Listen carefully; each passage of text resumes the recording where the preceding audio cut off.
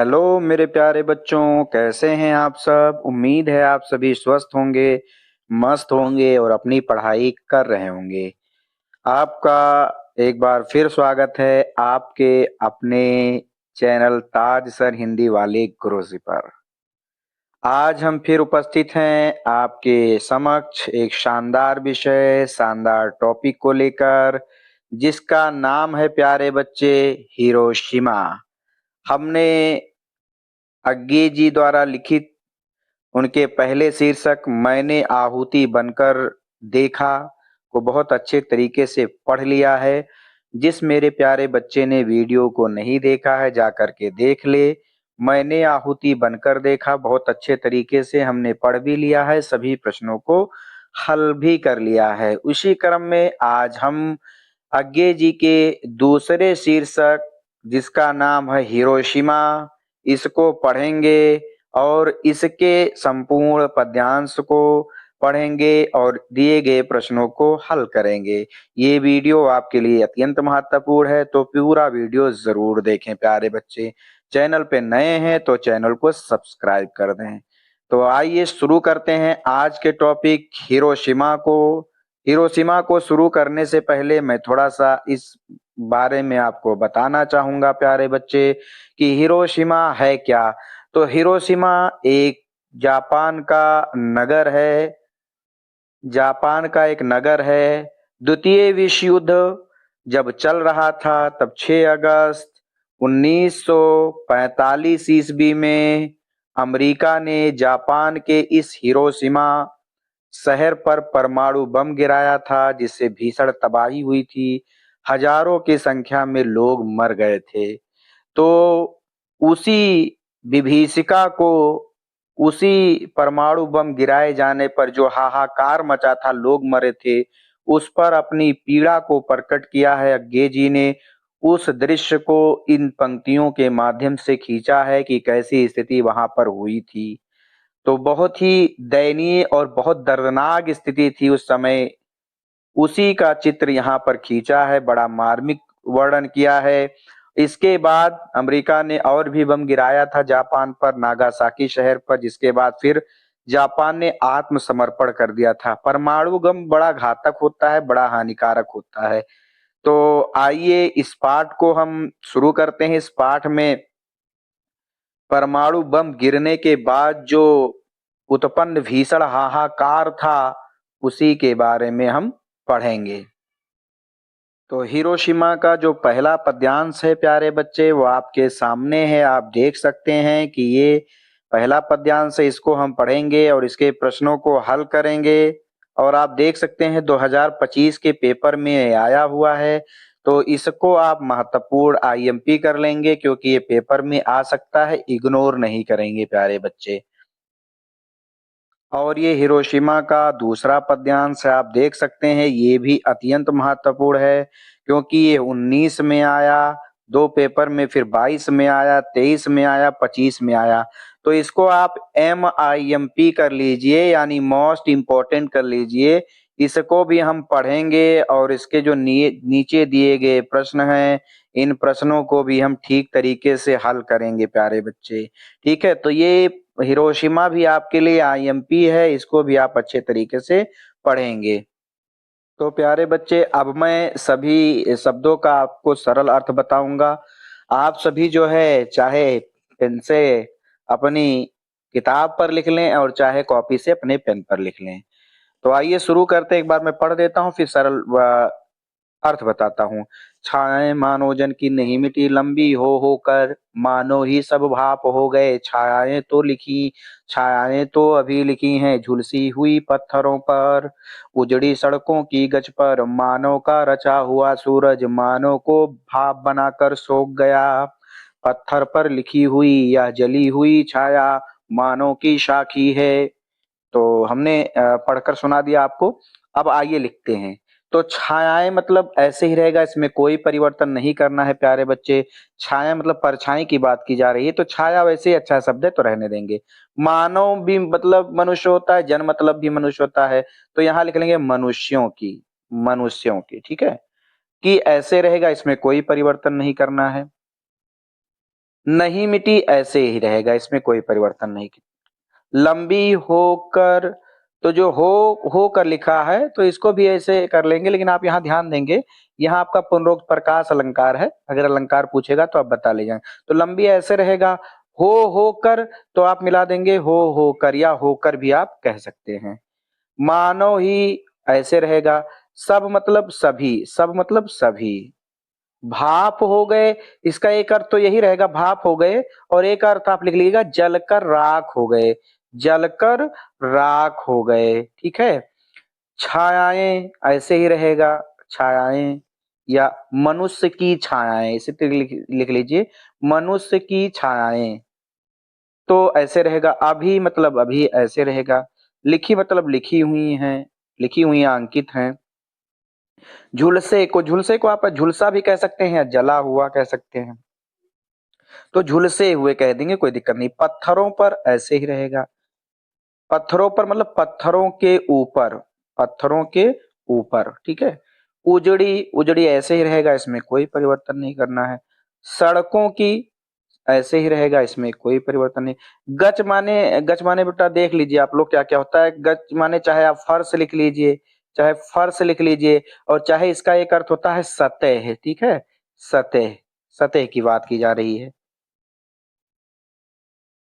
मानो का, तो मानो का ऐसे रहेगा, रचा मतलब बनाया हुआ, रचा मतलब बनाया हुआ, लिख लीजिए। सूरज, सूरज मतलब परमाणु बम रूपी सूरज, परमाणु बम रूपी सूरज, ठीक है। परमाणु बम रूपी सूरज। मानव को, मनुष्यों को, मानव को मनुष्यों को। भाप मतलब वाष्प, भाप मतलब वाष्प। बनाकर ऐसे ही रहेगा, इसमें कोई परिवर्तन नहीं करना है प्यारे बच्चे। सोख गया, इसका लिख लीजिए निगल गया, निगल गया, निगल गया। और एक अर्थ तो इसका निगल गया, एक अर्थ हो गया जीवन लीला को समाप्त कर गया, जीवन लीला को समाप्त कर गया, ठीक है। पत्थर पर, पत्थरों के ऊपर, पत्थर पर मतलब पत्थरों के ऊपर। लिखी हुई ऐसे ही रहेगा, कोई परिवर्तन नहीं है इसमें। यह मतलब यह। जली हुई ऐसे ही रहेगा, कोई परिवर्तन नहीं है। छाया, इसमें भी कोई परिवर्तन नहीं है। मानो, मानो मतलब मनुष्यों की, मानो मतलब मनुष्यों की, मनुष्यों के महाविनाश, इतना लिख लें, मनुष्यों के महाविनाश, मनुष्यों के महाविनाश, महाविनाश, मनुष्यों के महाविनाश, मनुष्यों के महाविनाश। क्या लिख लेंगे, मानव का लिखेंगे मनुष्यों के, मनुष्यों के महाविनाश, महाविनाश का। साखी मतलब परमाण है, परमाण है, या गवाह भी आप कह सकते हैं, परमाण है या गवाह है, दोनों कह सकते हैं, कोई दिक्कत वाली बात नहीं है। तो हमने सभी शब्दों के सरल अर्थ देख लिए प्यारे बच्चे। अब हम लोग क्या करेंगे, अब हम लोग इसका, मैं पहले आपको प्रसंग बता देता हूं। मैंने इसकी कथा तो आपको बता ही दी गई है कि अमेरिका ने 6 अगस्त 1945 ईस्वी में जब इस नगर पर बम गिराया था, यानी परमाणु बम जब गिराया था, तो बहुत दर्दनाक स्थिति हो गई थी, भीषण हाहाकार मच गया था। तो उसी के दृश्य को यहाँ पर बताया है, किसने, अग्गे जी ने। तो इसका सबसे पहले हम प्रसंग लिख लेते हैं, उसके बाद तो आप प्रसंग लिखेंगे, डैश करेंगे, क्योंकि प्रसंग भी पूछ लेता है तो आपको आना चाहिए। प्रसंग लिखेंगे और डैश करेंगे। लिख लीजिए प्रसंग। प्रस्तुत पद्यांश में कवि ने अमेरिका के द्वारा जापान पर गिराए गए परमाणु बम से उत्पन्न भीषण हाहाकार का वर्णन किया है। और आपका प्रसंग पूरा हो जाएगा प्यारे बच्चे, ठीक है। प्रसंग पूरा हो जाएगा। आइए व्याख्या करते हैं। व्याख्या में आपको पहली बार कुछ शब्दों को जोड़ करके भी बताऊंगा, तो आप पहली बार की व्याख्या अच्छे से समझ लीजिए, फिर हम दूसरी बार की व्याख्या को लिख लेंगे, ठीक है। बात आ रही समझ में। पहले व्याख्या हम जानेंगे, उसके बाद आप देख रहे हैं नीचे जो प्रश्न दिए हुए हैं, इन प्रश्नों को हम हल करेंगे, इन प्रश्नों को हल करेंगे, ठीक है। तो आइए सबसे पहले हम व्याख्या देख लेते हैं। तो व्याख्या हेडिंग डालेंगे, मतलब थोड़ा समझ लीजिए पहले। इसमें बताइए कि जब परमाणु बम गिरा, तो उसके गिरने से जो उत्पन्न हाहाकार था या उसके गिरने मात्र से जो मनुष्य थे उनकी जो छायाएं थी वो क्या हो गई, लंबी होकर भी नहीं मिटी और सब मानो जलकर राख हो गए। लेकिन आज भी वहां के झुलसे हुए पत्थरों पर और उजड़ी सड़कों के सतह पर उनकी कहानी लिखी हुई है। आगे कवि जो है परमाणु बम रूपी सूर की तुलना आकाशीय सूर से करते हुए कहते हैं कि आकाशीय सूर तो मनुष्यों के लिए वरदान होता है, लेकिन मानव के द्वारा बनाया गया जो सूर है वो मनुष्यों को ही भाप बनाकर निगल गया, अर्थात उनकी जीवन लीला को समाप्त कर दिया। आज भी हिरोशिमा नगर के पत्थरों पर लिखी हुई जली हुई छाया मानव के महाविनाश का प्रमाण है। तो इसमें यही बात बताई गई है। अब कही कैसे गई है, व्याख्या हेडिंग डालेंगे, व्याख्या, और उसके बाद थोड़ा डैश करेंगे, फिर लिख लेंगे आप। प्रस्तुत पद्यांश में कवि अंग्रेजी कहते हैं कि परमाणु बम गिरने से, इतना लिख लेंगे, परमाणु बम गिरने से। अब हम तीसरी लाइन से व्याख्या शुरू करेंगे, ठीक है। परमाणु बम गिरने से सभी मनुष्य जलकर राख हो गए, लेकिन मनुष्यों की छाया लंबी होकर भी नहीं मिटी।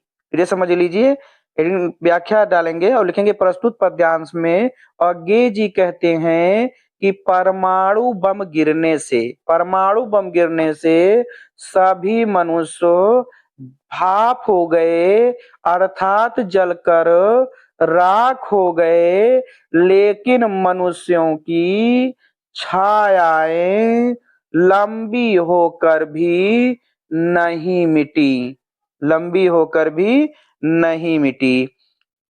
आगे कवि कहते हैं कि मनुष्यों की, इतना जोड़ लेंगे, आगे कवि कहते हैं कि मनुष्यों की, आ जाइए लाइन पे, मनुष्यों की छायाएं तो अभी भी, अब थोड़ा सा जोड़ेंगे, अभी भी हिरोशिमा नगर के, इतना जोड़ लेंगे, हिरोशिमा नगर के झुलसे हुए पत्थरों के ऊपर और उजड़ी हुई सड़कों की सतह पर लिखी हुई है। फिर से समझिए, आगे कवि कहते हैं कि मनुष्यों की छायाएं तो अभी भी हिरोशिमा नगर के झुलसे हुए पत्थरों के ऊपर और उजड़ी सड़कों की सतह पर लिखी हुई है, ठीक है, लिखी हुई है। आगे व्याख्या करेंगे, लेकिन थोड़ा सा यहाँ जोड़ेंगे। आगे कवि अज्ञे जी मानव के द्वारा बनाए गए परमाणु बम रूपी सूर की तुलना आकाशीय सूर से करते हुए कहते हैं कि आकाशीय सूर मनुष्यों के लिए वरदान होता है, लेकिन, इतना जोड़ेंगे, फिर से मैं बता रहा हूं क्या जोड़ेंगे। आगे कवि अज्ञे जी मानव के द्वारा बनाए गए परमाणु बम रूपी सूर की तुलना आकाशीय सूर से करते हुए कहते हैं कि आकाशीय सूर मनुष्यों के लिए वरदान होता है, लेकिन, अब आ जाइए लाइन पे, लेकिन मनुष्यों के द्वारा बनाया गया यह परमाणु बम रूपी सूर मनुष्यों को ही वाष्प बनाकर निगल गया, अर्थात उनकी जीवन लीला को समाप्त कर गया, ठीक है। फिर पुनः कवि कहते हैं कि हिरोशिमा नगर के पत्थरों पर लिखी हुई और मनुष्यों की जली हुई छाया मनुष्यों के महाविनाश का प्रमाण है, महाविनाश का प्रमाण है या महाविनाश की गवाह है। आगे कवि अज्ञे जी कहते हैं कि हिरोशिमा नगर के पत्थरों के ऊपर लिखी हुई यह मनुष्यों की जली हुई छाया मनुष्यों के महाविनाश का प्रमाण है। तो एक बार प्यारे बच्चे मैंने आपको ऐसे बता दिया। अब इस बार क्या करेंगे आप, इस बार जब मैं व्याख्या करूंगा तो आप सभी प्यारे बच्चे लिख लेंगे। क्या करेंगे? लिख लेंगे। तो व्याख्या हेडिंग डालेंगे और लिखेंगे प्रस्तुत पद्यांश में कवि अज्ञे जी कहते हैं कि परमाणु बम के गिरने से, इतना जोड़ेंगे, परमाणु बम के गिरने से, आज ये लाइन पे, परमाणु बम के गिरने से सभी मनुष्य भाप हो गए अर्थात जलकर राख हो गए, लेकिन मनुष्यों की छाया लंबी होकर भी नहीं मिटी। आगे कवि कहते हैं कि मनुष्यों की छायाएं तो अभी भी हिरोशिमा नगर के झुलसे हुए पत्थरों के ऊपर और उजड़ी हुई सड़कों की सतह पर लिखे हुए हैं। आगे कवि आगे मानव द्वारा निर्मित परमाणु बम रूपी सूर्य की तुलना आकाशीय सूर्य से करते हुए कहते हैं कि आकाशीय सूर्य मनुष्यों के लिए वरदान है, लेकिन मानव द्वारा बनाया गया यह परमाणु बम रूपी सूर्य मनुष्यों को ही वाष्प बनाकर निगल गया अर्थात मनुष्यों की ही जीवन लीला को समाप्त कर गया। आगे कवि कहते हैं कि हिरोशिमा नगर के पत्थरों पर लिखी हुई यह मनुष्यों की जली हुई छाया मनुष्यों के महाविनाश का प्रमाण है, मनुष्यों के महाविनाश की गवाह है। और ये आपकी पूरी व्याख्या कंप्लीट हो गई प्यारे बच्चे। अब हम इन प्रश्नों को करते हैं, ये जो प्रश्न दिए हुए हैं इन प्रश्नों को हम ठीक तरीके से हल करेंगे प्यारे बच्चे। ठीक है, तो पहला प्रश्न क्या कहा गया है? पहला प्रश्न कहा है कि इसमें उपर्युक्त पद्यांश का संदर्भ लिखिए। तो संदर्भ में आपको लिखना होता है पाठ का नाम। तो संदर्भ हेडिंग डाल लेंगे सभी प्यारे बच्चे और लिखेंगे पहले पाठ का नाम। पाठ का नाम क्या है? हिरोशिमा लिख देंगे प्यारे बच्चे डैश करके, और फिर उसके बाद लिख देंगे कवि का नाम। तो कवि का नाम क्या है प्यारे बच्चे? तो कवि का नाम है सच्चिदानंद हीरानंद वात्स्यन अज्ञे, और आपका संदर्भ पूरा हो जाएगा, आपको 2 नंबर मिल जाएगा।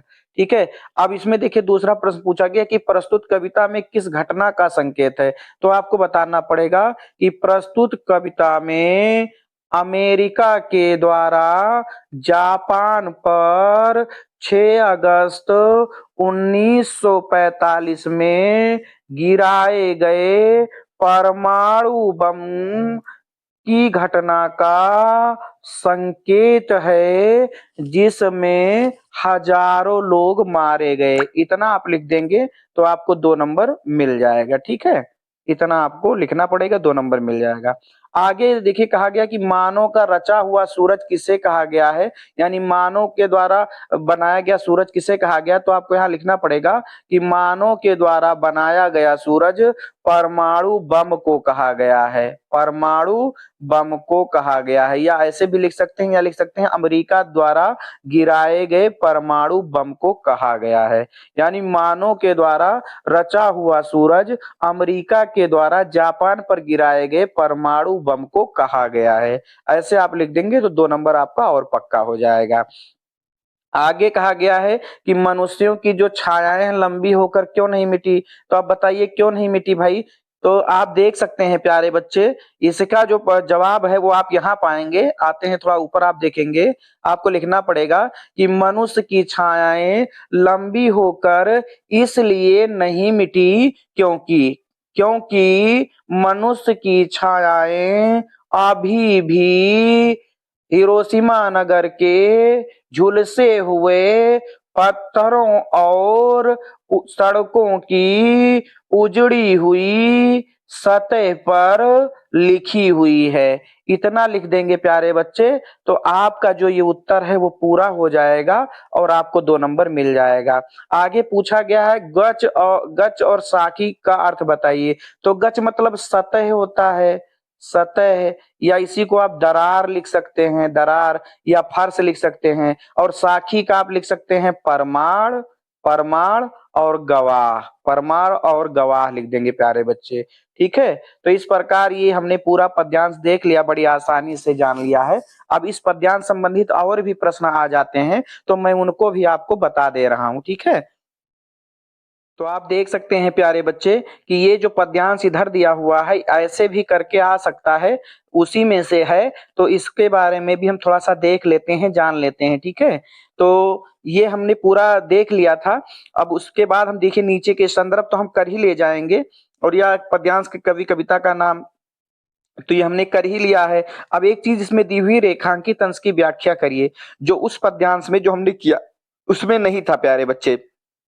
यानी आप देख रहे हैं मानव से रचा हुआ सूरज मानव को ही भाव बनाकर निगल गया। तो इतने की व्याख्या करनी है तो इतने की व्याख्या आपको करनी पड़ेगी। ठीक है, तो अगर ये आ जाता है तो आप मानव का रचा हुआ डैश डैश करेंगे, उसके बाद सोख गया, ठीक है, सोख गया लिखेंगे, और उसके बाद व्याख्या हेडिंग डालेंगे। और क्या लिखेंगे आप लिख भी लीजिए, व्याख्या हेडिंग डालेंगे और लिखेंगे प्रस्तुत पद्यांश में कवि अज्ञे जी कवि अज्ञे जी मानव द्वारा बनाए गए परमाणु बम रूपी सूर्य की तुलना आकाशीय सूर्य से करते हुए कहते हैं कि आकाशीय सूर्य मनुष्यों के लिए वरदान होता है, किंतु अब आ जाए लाइन पे, किंतु मानव के द्वारा बनाया गया सूर या परमाणु बम रूपी सूर मनुष्यों को ही वाष्प बनाकर सोख गया, अर्थात मनुष्यों की ही जीवन लीला को समाप्त कर गया। ठीक है, तो इतना लिख देंगे तो आपकी व्याख्या पूरी हो जाएगी प्यारे बच्चे। मुझे उम्मीद है कि आपको समझ में आ रहा होगा। अब उसके बाद देखिए इसमें पूछा गया कौन सा रस है। तो अगर ऐसे पूछ लिया जाए तो इसमें करुण रस है। भाई लोग मर जाएं तो कौन सा रस होगा, करुण रस ही तो होगा, करुण रस होगा, तो आप करुण रस लिख देंगे। अब उसके बाद कहा गया कि आज भी महाविनाश का गवाह कौन है, तो उसमें हमने पढ़ा था ना महाविनाश का गवाह कौन है, हिरोशिमा, इसमें लिखेंगे हिरोशिमा, हिरोशिमा नगर की उजड़ी सड़कों की सतहें और वहां के झुलसे हुए पत्थर आज भी उस महाविनाश के गवाह हैं। इतना लिख देंगे, फिर से समझ लीजिए क्या लिखना है। लिख देंगे कि हिरोशिमा नगर के उजड़ी हुई सड़कों की सतहें और वहां के झुलसे हुए पत्थर आज भी उस महाविनाश के गवाह है, ये लिख देंगे और आपको आपका उत्तर पूरा हो जाएगा। आगे कहा मानव का रचा हुआ सूरज क्या है, तो ये तो हम देख ही चुके हैं। तो मानव का रचा हुआ सूरज परमाणु बम है। ठीक है, परमाणु बम है, या मानव के द्वारा बनाया गया जो सूरज है वो अमेरिका के द्वारा निर्मित किया गया परमाणु बम है। इतना लिख देंगे और आपका ये भी उत्तर पूरा हो जाएगा। तो बात आ गई समझ में, बात सभी को समझ में आ गई। तो इस प्रकार हमने जो पहला पद्यांश था उसको बहुत अच्छी तरीके से कर लिया है। मुझे उम्मीद है कि आपको समझ में आ गया होगा। अगर फिर भी कोई दिक्कत है तो कमेंट बॉक्स में बता सकते हैं, और वीडियो अच्छा लग रहा है तो शेयर जरूर करें प्यारे बच्चे। चलते हैं अगले पद्यांश की तरफ। तो दूसरे पद्यांश की तरफ हम लोग पहुंच गए हैं प्यारे बच्चों। तो मैं इसको पढ़ देता हूं, उसके बाद एक एक शब्द का मैं सरल अर्थ बताऊंगा आप सभी को। आप सभी ध्यान से सुनेंगे प्यारे बच्चे, ठीक है। तो सबसे पहले मैं पढ़ देता हूँ, उसके बाद में आप सरल अर्थ देखेंगे। छायाएं मानो जन की दिशाहीन सब ओर पड़ी, वह सूरज नहीं उगा था पूरब में, वह बरसा सहसा। बीचों बीच नगर के काल शूर के रथ के पहियों के ज्यों अरे टूट कर बिखर गए हों दशों दिशा में। कुछ क्षण का वह उदय वस्त केवल एक प्रज्वलित क्षण की दृश्य शोक लेने वाली दोपहरी। यानी पढ़ के ही डर लग रहा है, पढ़ के डर लग रहा है। तो मैंने पढ़ दिया है। अब एक-एक शब्द का आप अर्थ लिखेंगे। आप चाहे पेंसिल से लिख लें प्यारे बच्चे, आप चाहे पेंसिल से लिख लें और चाहे प्यारे बच्चे चाहे कॉपी पे लिख लें। तो छायाएँ ऐसे रहेगा, छाया पहले भी हम देख चुके हैं, तो छाया ऐसे ही रहेगा प्यारे बच्चे। मानव जन तो मानव मतलब भी व्यक्ति होता है, जन मतलब व्यक्ति, तो यहाँ मनुष्यों की कर लेना आप, मनुष्यों की, ठीक है? ऐसे रहेगा। दिशाहीन मतलब दिशा विहीन होकर, दिशा विहीन होकर, यानी कोई दिशा अता पता नहीं था कि किस। आगे लिखेंगे सब ओर, सब ओर मतलब सब दिशाओं में, सब ओर का लिखेंगे सब दिशाओं में, ठीक है। पड़ी थी ऐसे ही रहेगा, इसमें कोई परिवर्तन नहीं करना है। वह सूरज, वह सूरज, यहाँ परमाणु बम रूपी सूर्य की बात हो रही है, तो वह सूरज यानी वह परमाणु बम रूपी सूर्य। नहीं ऐसे रहेगा। उगा मतलब उदित हुआ था, उदित हुआ था, ठीक है। पूरब में, पूरब दिशा में, पूरब दिशा में। वह, यहाँ भी वह परमाणु बम रूपी सूर्य, वह परमाणु बम रूपी सूर्य। वर्षा ऐसे रहेगा, वर्षा ऐसे रहेगा, इसमें कोई परिवर्तन नहीं करेंगे। सहसा मतलब अचानक, सहसा मतलब अचानक, ठीक है। बीचों बीच ऐसे ही रहेगा, इसमें कोई परिवर्तन नहीं करेंगे। नगर के मतलब लिखेंगे हिरोशिमा नगर के, नगर का मतलब हिरोशिमा नगर के, ठीक है। बात आ रही समझ में। काल शूर, अब काल जो होता है प्यारे बच्चे, काल का अर्थ भाई मृत्यु भी होता है, समय भी होता है, तो यहाँ जो है प्यारे बच्चे वो काल का अर्थ मृत्यु है, ठीक है, मृत्यु। तो मृत्यु आप योजक चिन्ह लगाए, रूपी शब्द लगाएंगे लग जाएगा तो रूपक अलंकार।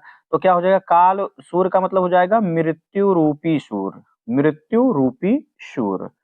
के ऐसे रहेगा, रथ के ऐसे ही रहेगा। पहियों, पहियों ऐसे ही रहेगा, पहियों ऐसे ही रहेगा, इसमें कोई परिवर्तन नहीं करेंगे, ठीक है। आगे कहा गया है ज्यों, ज्यों मानो, मानो, जो जहां भी आ जाता है आप जानते हैं ये उत्प्रेक्षा अलंकार यहाँ पर हो गया है ज्यों आ जाने की वजह से, ठीक है। ज्यों, अरे, अरे मतलब होता है डंडे, अरे मतलब होता है डंडे, ठीक है।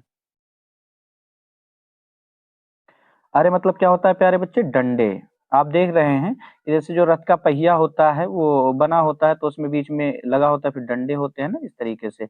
तो इस ऐसा लग रहा था कि जैसे वो डंडे टूट करके बिखर गए हों इस दिशा में, इस दिशा में, यानी हर दिशा में जो है लाश पड़ी हुई थी, मनुष्य पड़े हुए थे, यही बात कही गई है। टूट कर ऐसे ही रहेगा, बिखर गए हों ऐसे ही रहेगा, दसों दिशा में, दसों दिशा में मतलब दसों दिशाओं में, दसों दिशा में मतलब दसों दिशाओं में। अब दसों दिशाओं के बारे में थोड़ा सा आप जान लीजिए। आप सभी चार दिशाएं तो जानते होंगे, उत्तर है, पूरब है, पश्चिम है ना, दक्षिण है। तो ये चार दिशाएं तो आपकी उत्तर, पूरब, पश्चिम, दक्षिण तो होती ही हैं। अब इसके अलावा देखिए इनकी उप दिशाएं होती हैं, ईशान है, नैऋत्य है, वायव्य है, नैऋत्य है, वायव्य है, आग्नेय है, ठीक है। तो ये चार दिशाएं और हो गई। अब चार दिशाएं, अब 8 हो गई टोटल। अब 2 होती है, एक अर्धा एक ऊपर, यानी एक जो है नीचे की बात होती है, आधा की बात होती है, नीचे को कहा जाता है नीचे की दिशा। और एक जो है ऊर्ध्व होती है, ऊर्ध्व, ये क्या होती है ऊपर की दिशा। तो इस प्रकार मिलाकर 10 दिशाएं होती है, तो वही 10 दिशाओं के बात इसमें कही गई है। आगे देखिए कहा गया है कुछ क्षण, कुछ क्षण, तो ऐसे ही रहेगा, इसमें कोई परिवर्तन नहीं है। क्षण का मतलब पल होता है, लेकिन हम क्षण कह के ही व्याख्या कर लेंगे। वह, वह को लिखेंगे उस परमाणु बम रूपी सूर्य का, उस परमाणु बम रूपी सूर्य का। उदय अस्त, उदय और अस्त, उदय अस्त मतलब निकलना और डूबना, लेकिन हम यहाँ व्याख्या जब करेंगे तो उदय और अस्त कह के ही व्याख्या कर लेंगे, ठीक है। केवल, ऐसे रहेगा, एक ऐसे रहेगा। ज्वलंत प्रज्वलित का होता है ज्वलंत या प्रकाशित, तो आप चाहे प्रकाशित लिख लें चाहे ज्वलंत लिख लें, ठीक है, प्रकाशित लिख लें चाहे ज्वलंत लिख लें। क्षण, क्षण ऐसे ही रहेगा, इसमें पल की बात है तो कोई परिवर्तन नहीं होगा। दृश्य, दृश्य ऐसे ही रहेगा, इसमें कोई परिवर्तन नहीं। सोख लेने वाली ऐसे ही रहेगा, दोपहरी ऐसे ही रहेगा, तो इसमें कोई परिवर्तन नहीं है। तो हम लोगों ने बेटा सभी शब्दों के सरल अर्थ देख लिए हैं।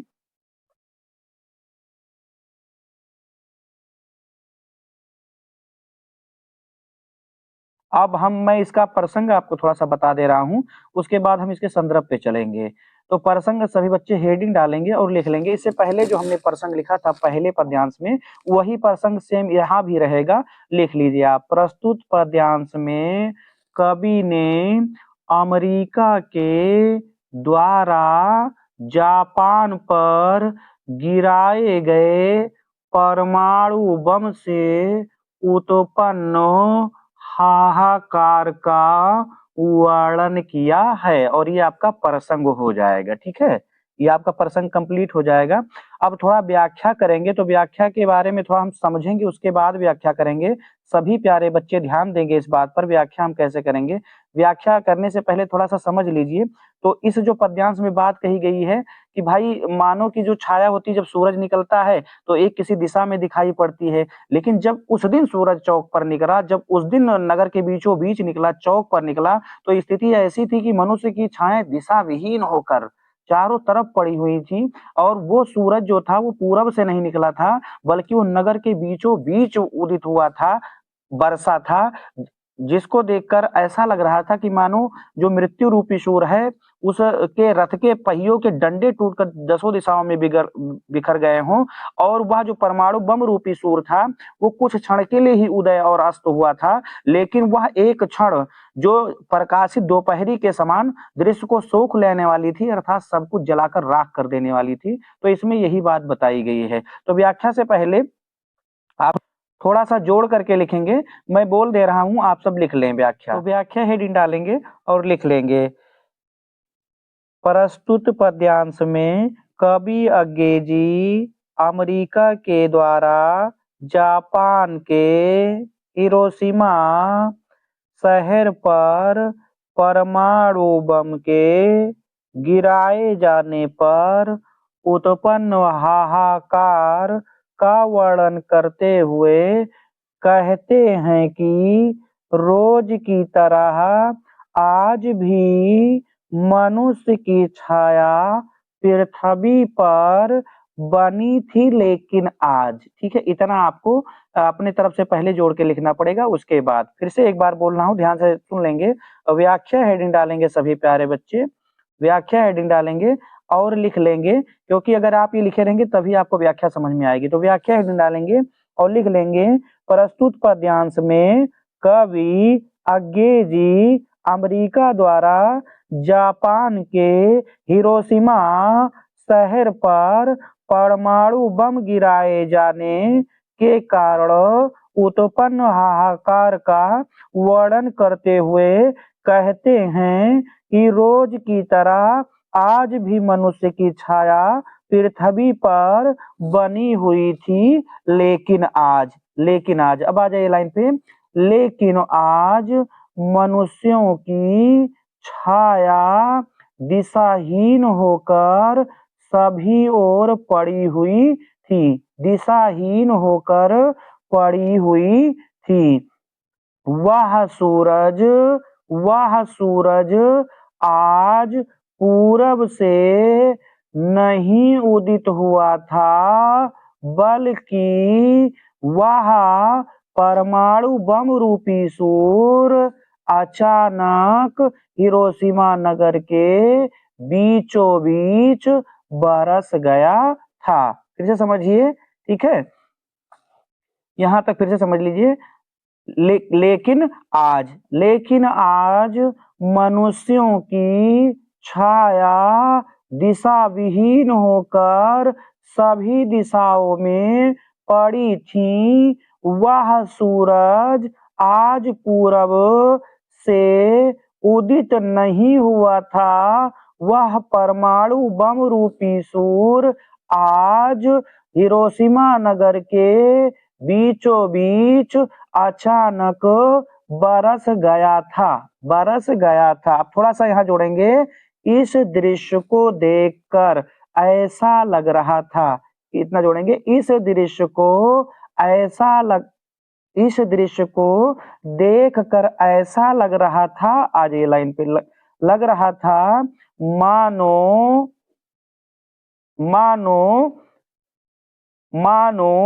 मृत्यु रूपी सूर्य के रथ के पहियों के डंडे टूटकर दसों दिशाओं में बिखर गए हों। फिर से समझिए, उस दृश्य को देखकर ऐसा लग रहा था मानो मृत्यु रूपी सूर्य के रथ के पहियों के डंडे टूटकर दसों दिशाओं में बिखर गए हों। ठीक है, यहां तक सभी को समझ में आई? आइए आगे बढ़ते हैं।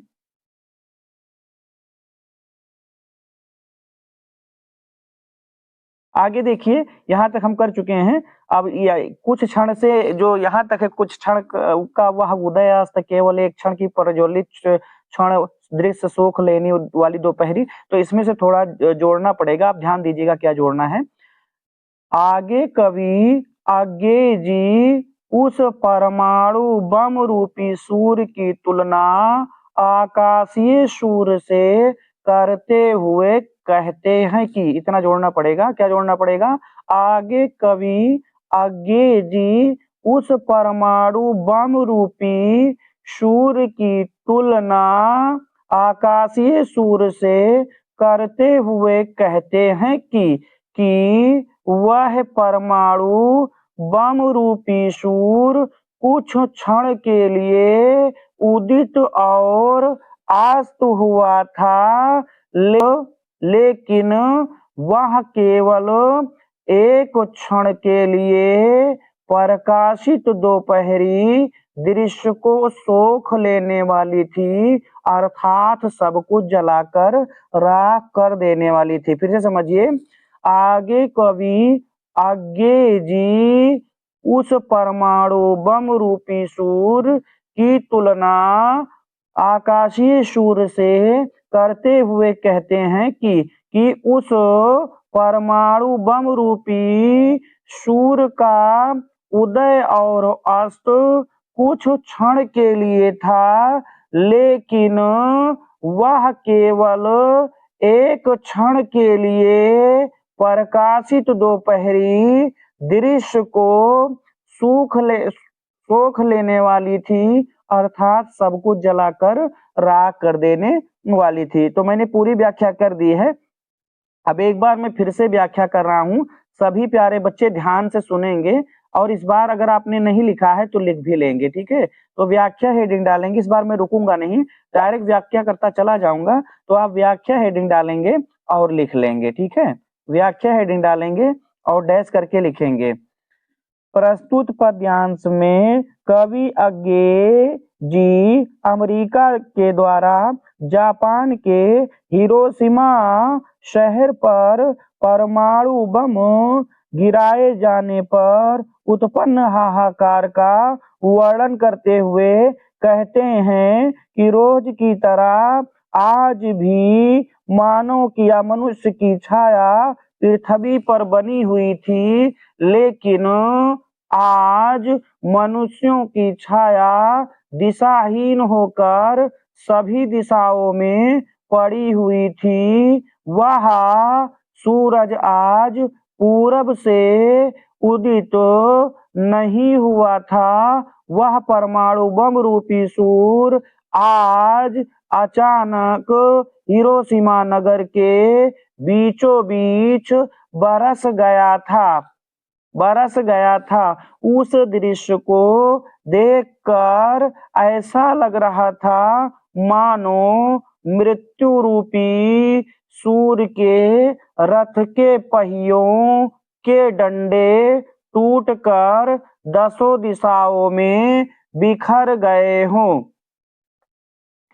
आगे कवि अज्ञे जी कह उस परमाणु बम रूपी सूर्य की तुलना आकाशीय सूर्य से करते हुए या उसको आकाशीय सूर्य का प्रतीक बताते हुए कहते हैं कि वह परमाणु बम रूपी सूर्य कुछ क्षण के लिए उदित और अस्त हुआ था, लेकिन केवल वह एक क्षण के लिए प्रकाशित दोपहरी दृश्य को सोख लेने वाली थी, अर्थात सब कुछ जलाकर राख कर देने वाली थी। तो इस प्रकार हमने पूरी व्याख्या देख ली प्यारे बच्चे। तो पूरी व्याख्या हमने देख ली। अब आइए जो नीचे के प्रश्न दिए हुए हैं प्यारे बच्चे, इन प्रश्नों को हम करते हैं ठीक तरीके से, और इन प्रश्नों को यदि हम कर ले जा रहे हैं तो हम 10 नंबर आराम से पा जाएंगे। तो आइए इन प्रश्नों को करते हैं। पहला प्रश्न पूछा गया है कि वह सूर्य किस दिशा में उदित हुआ था। तो बताइए किस दिशा में उदित हुआ था। तो परमाणु बम रूपी सूर्य कहाँ उदित हुआ था, बताइए किस दिशा में।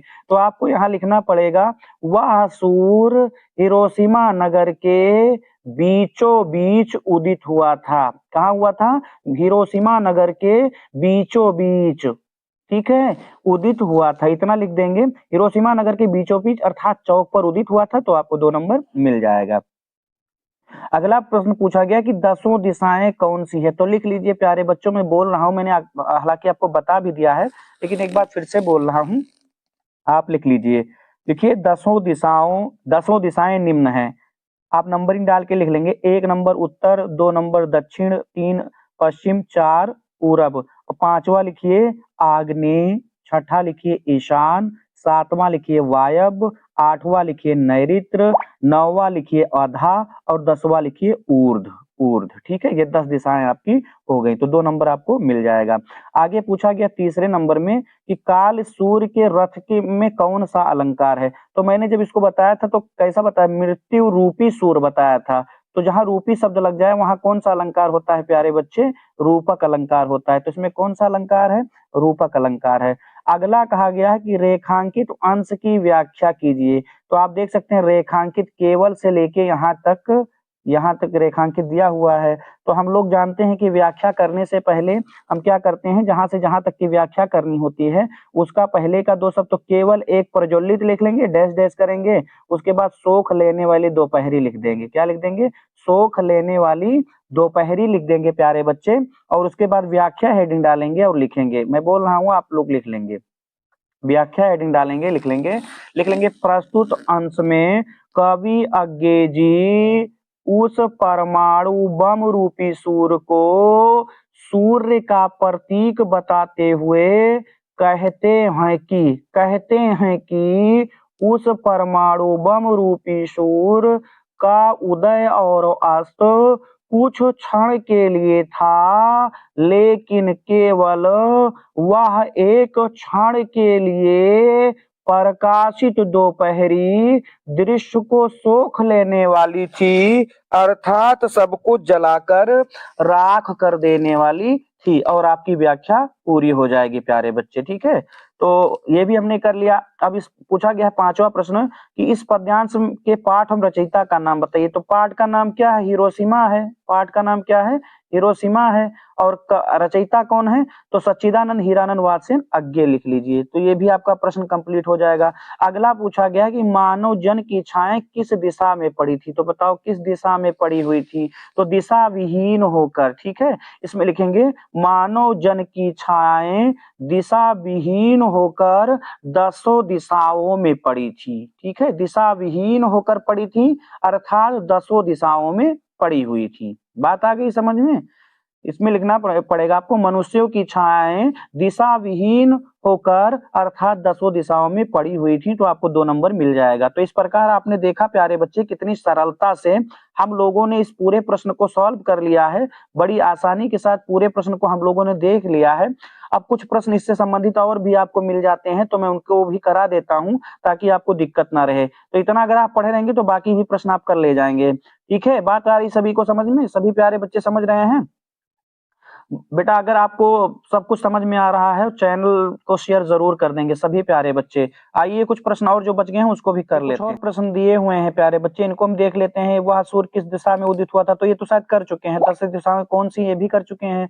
काल सूर्य में रथ के पहिए में कौन सा अलंकार, तो ये भी कर चुके हैं। रेखांकित अंश की व्याख्या ये भी हो चुकी है। ठीक है, ये सारे प्रश्न हो गए हैं। क्षमा चाहेंगे, मुझे लग रहा था कुछ इसमें नया दिया हुआ है, लेकिन ये सारे प्रश्न हम लोगों ने कर लिए हैं। तो आप मान के चलिए कि आपने अपने 10 नंबर फिक्स कर लिए हैं। और ये जो पद्यांश है ये बहुत बार आपके पेपर में आया हुआ है प्यारे बच्चे। मैंने शुरू में ही बताया था कि बहुत महत्वपूर्ण है, तो इसको अच्छे तरीके से आप पढ़ लीजिएगा। मुझे उम्मीद है कि पूरी वीडियो आपको अच्छे तरीके से समझ में आया होगा। अगर कहीं कोई दिक्कत है तो कमेंट बॉक्स में बताएं, और अगर आपको अच्छा लगा हुआ है, ठीक लगा है, तो इस वीडियो को अपने 10 दोस्तों में शेयर जरूर करें। आपके अब तक के सपोर्ट के लिए बहुत धन्यवाद। आप सब मेरी फैमिली की तरह मुझे सपोर्ट कर रहे हैं, और मैं भी आपको अपनी फैमिली मान करके पढ़ा रहा हूं। और आगे भी 18 फरवरी से पहले मैं आपका संपूर्ण सिलेबस पूर्ण करा के ही मानूंगा, ये मेरा आपसे वादा है। बस आप जितने भी वीडियो डाले जाएं इसको देखते रहिए, और चैनल को ज्यादा से ज्यादा बच्चों तक प्रसारित करिए, फैलाइए। पूरा वीडियो आपने देखा इसके लिए आपको दिल से धन्यवाद प्यारे बच्चे।